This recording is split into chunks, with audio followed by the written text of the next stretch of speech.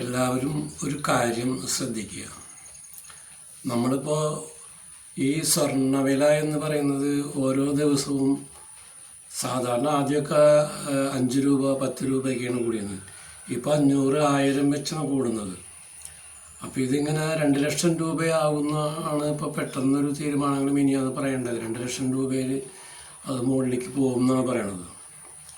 അപ്പോൾ ഈ 2 ലക്ഷം രൂപ 5 ലക്ഷം രൂപ എന്നൊക്കെ പറഞ്ഞാൽ ജനം ഇവിടെ മനസ്സിലാക്കേണ്ട ഒരു കാര്യമുണ്ട്. ഇത് മനുഷ്യന് വലിയൊരു ആവശ്യമായിട്ടുള്ളൊരു കാര്യമല്ല സ്വർണം എന്ന് പറയുന്നത്. ഇതൊരു ആഡംബര വസ്തുവായിട്ടാണ് അതിനെ ഉദ്ദേശിച്ചതും ഈ കല്യാണങ്ങൾക്ക് ഉപയോഗിക്കുന്ന ഒരു തരത്തിലാണ് ഇതിൻ്റെയൊക്കെ ഒരു പ്രാധാന്യം ഉള്ളത്. ഇപ്പോൾ നമുക്ക് അതിലും നല്ല സാധനങ്ങളാണ് ഇപ്പോൾ ഈ റോൾഡ് ഗോൾഡ് സാധനങ്ങളൊക്കെ ഒട്ടുമിക്ക ആൾക്കാർ ഇപ്പോൾ അതാണ് ഉപയോഗിക്കുന്നത്. അവിടെയാണ് കടകളും തിരക്കുകളൊക്കെ ഈ വക സ്ഥലങ്ങളിലാണ്.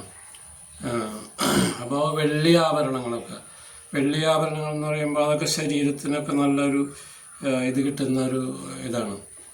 അപ്പോൾ നമ്മളിവിടെ സ്വർണ്ണവില കൂടും, സ്വർണ്ണവില കുതിക്കുന്നു എന്നൊക്കെ പറയുമ്പോൾ എന്തോ ജനങ്ങൾ ഭയങ്കരമായിട്ട് പേടിച്ച് വിറയ്ക്കുന്നൊരു സംവിധാനത്തിൽ ഇവരെ ഡയലോഗുകൾ അടിച്ചിട്ട് ഒരു ഇതിൽ വരുന്നതേ. അപ്പം ഞാൻ ഇത് മനസ്സിലാക്കുന്നൊരു കാര്യം, നമ്മൾ ഭക്ഷണം കഴിക്കേണ്ട ഒരു കാര്യമാണെങ്കിൽ നമുക്കത് നിവർത്തിയില്ല, നമുക്കത് മേടിച്ചേ പറ്റൂ. കാരണം ജീവൻ നിലനിൽക്കണ്ടേ. ഇതെന്ന് പറഞ്ഞാൽ നമുക്ക് കാശുള്ളവന് വല്ല സ്വർണ്ണക്കട്ടിയൊക്കെ ആയിട്ട് എവിടെയെങ്കിലും ഒളിപ്പിച്ച് വല്ല പാതാളത്തിലൊക്കെ കൊണ്ട് ഒളിപ്പിച്ച് വെക്കേണ്ടി വരും.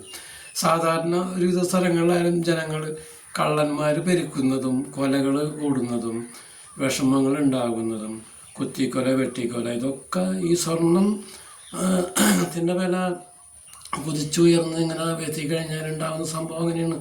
കാരണം 2 ലക്ഷം രൂപ 2.5 ലക്ഷം 3 ലക്ഷം രൂപ എന്നൊക്കെ എത്തുമെന്ന് പറയുമ്പോൾ ചെറിയ ഒരു പവൻ സ്വർണ്ണം ഉണ്ടെങ്കിൽ ഇന്നിപ്പോൾ സുന്ദരമായി.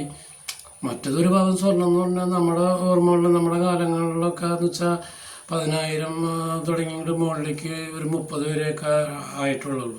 അപ്പോൾ അതിന് ജനങ്ങൾക്ക് അത് നമുക്കൊരു കാര്യം ചെയ്യാൻ, ഇതിപ്പോൾ ഒരു കാര്യം ചെയ്താൽ ഇത്ര ലക്ഷം രൂപ കിട്ടും. അപ്പോൾ പോകുന്ന സ്വർണം ധരിക്കുന്ന ആരാണോ സമാധാനമായിട്ടൊരു ജീവിതം അല്ലെങ്കിൽ സമാധാനമായിട്ടൊരുത്തേക്ക് പോകാൻ അവർക്ക് പറ്റില്ല. ഇത് ജനം മനസ്സിലാക്കിയിട്ട് സ്വർണത്തിൻ്റെ പരിപാടി, സ്വർണം ഉപയോഗം നമ്മൾ പരമാവധി വേണ്ടെന്ന് വയ്ക്കുക ജനങ്ങൾ. ഇതൊരു ബോധവൽക്കരണമായിട്ട് നിങ്ങൾ മനസ്സിലാക്കണം. നിങ്ങൾ പരസ്പരം അങ്ങോട്ടും ഇങ്ങോട്ടും ഇത് പറയണം. കാരണം എന്താണെന്ന് വെച്ചിട്ടുണ്ടെങ്കിൽ ഇത് നമ്മളെ ഒരു അത്യാവശ്യ കാര്യങ്ങളല്ല. ഇന്നിപ്പോൾ മനുഷ്യന് സുന്ദരമായിട്ട് ശാന്തിയും സമാധാനത്തോടെ ജീവിക്കാനുള്ള വഴിയും മാർഗവും കർമ്മങ്ങളാണ് നമുക്ക് വേണ്ടത്. ഇവിടെ സ്വർണം കുതിച്ചുയർന്നു അല്ലെങ്കിൽ മറ്റത് കുതിച്ചുയർന്ന് ഇവിടെ ഇപ്പോൾ ഈ സ്വർണം ഉള്ള സ്ഥലങ്ങളിൽ ഏത് സ്ഥലങ്ങളിലായാലും കള്ളന്മാരും കൊള്ളയും കൊലയൊക്കെ കൂടും. ഒരു സമാധാനം മനുഷ്യനുണ്ടാവോ? ഒരു വീട്ടിൽ നിന്ന് ഒരു പെണ്ണ് ഒരു സ്വർണം ധരിച്ച് പോയി ഈ വീട്ടിലിരിക്കുന്നവർക്ക് വല്ല സമാധാനം ഉണ്ടാവോ? അപ്പോൾ ഈ സമാധാനക്കേട് നമുക്ക് വേണ്ട. എന്തിന് സകല ക്ഷേത്രങ്ങളിൽ നിന്നും സ്വർണം മോഷ്ടിക്കല്ലേ ചെയ്യുന്നത്, അല്ലേ? നമ്മൾ ചിന്തിച്ച് നോക്ക്. അതായത് നമ്മുടെ ഏറ്റവും വിശ്വാസപ്പെട്ട ദൈവം എന്ന് കരുതുന്ന ആ സത്യത്തിൻ്റെ ആ ഭാഗങ്ങളെ അടർത്തി കൊണ്ടുവന്നിട്ടാണ് മനുഷ്യന് കാശുണ്ടാക്കുന്നത്. അപ്പോൾ ആ സ്വർണം കൊണ്ട് അത് പൂശിയത് കൊണ്ടല്ലേ അങ്ങനെ സംഭവിച്ചത്. അത് സ്വർണ്ണമല്ല ചെമ്പണിഞ്ഞ് അങ്ങനെ സംഭവിക്കില്ലായിരുന്നു. അപ്പം അതേപോലെ നമ്മളും ഈ സ്വർണ്ണങ്ങൾ ഉപയോഗം തീരെ വേണ്ട എന്ന് വെച്ചിട്ട് അതിന് പകരമായിട്ടുള്ള സംവിധാനം നമ്മൾ കണ്ടെത്താം. ഇതിലിപ്പോൾ ഇത്ര പ്രാധാന്യമായിട്ടൊന്നും ഇല്ല. ഇന്നത്തെ റോൾഡ് ഗോൾഡ് ഇടുമ്പോൾ സ്വർണ്ണമാണോ അത് മറ്റേതാണോ മുക്ക് പണ്ടാണോ നമുക്ക് തിരിച്ചറിയാൻ പറ്റില്ല.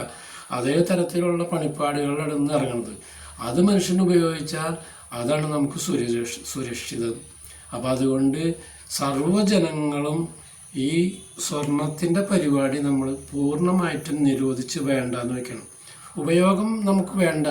ഈ സ്വർണ്ണക്കടകളൊക്കെ പൂട്ടി അടച്ച് അവരൊക്കെ ഈ റോൾഡ് ഗോൾഡ് കച്ചവടക്കാരായിട്ട് മാറട്ടെ. അങ്ങനെ നമ്മൾ വിചാരിച്ചാൽ നടക്കും. നമ്മളാണ് ഇവിടെ എല്ലാം നിശ്ചയിക്കുന്നത്. ജനമാണ് ഗവൺമെൻറ് എന്ന് പറയുന്നത്. അപ്പോൾ ഈ ഗവൺമെൻറ് എന്ന് പറഞ്ഞാൽ ഈ ജനമായ നമ്മളാണ് ഇവിടെ എന്ത് നടക്കണം എന്നുള്ളത്. ജനം ഒറ്റക്കെട്ടായി നിന്ന് കഴിഞ്ഞാൽ ഇവിടെ ആ ഒരു സംവിധാനമാണ് നമുക്ക് വരിക. നമ്മളൊരാളെ തിരഞ്ഞെടുത്ത് ഒരാളെ അവിടെ എത്തിച്ചു എന്നുള്ളതാണ് ഈ ജനങ്ങളായ നമ്മൾ. അപ്പോൾ അത് അവരവിടെ ചെല്ലുമ്പോൾ അത് പലതും മോഷ്ടിക്കാനും അവരുടെ സൗകര്യങ്ങൾക്ക് വേണ്ടിയാണ് അവർ ചെയ്തുകൊണ്ടിരിക്കുന്നത്. അപ്പം അത് എന്താവട്ടെ, നമുക്കിവിടെ സ്വർണം ഒരാളും ഉപയോഗം നമുക്ക് വേണ്ട. അത് എന്താണെന്ന് നിങ്ങൾ സ്വയം മനസ്സിലാക്കുക. അതുകൊണ്ട് എന്താ ഇത്ര പ്രത്യേകത ഉള്ളതെന്ന് മനസ്സിലാക്കുക. ഇത് മനസ്സിലാക്കുന്ന ഒരു കർമ്മബോധം നമുക്ക് ഉണ്ടാവുക, സുന്ദരമായിട്ടുള്ള നല്ലൊരു ജീവിതം നമുക്ക് ഉണ്ടാക്കിയെടുക്കുക.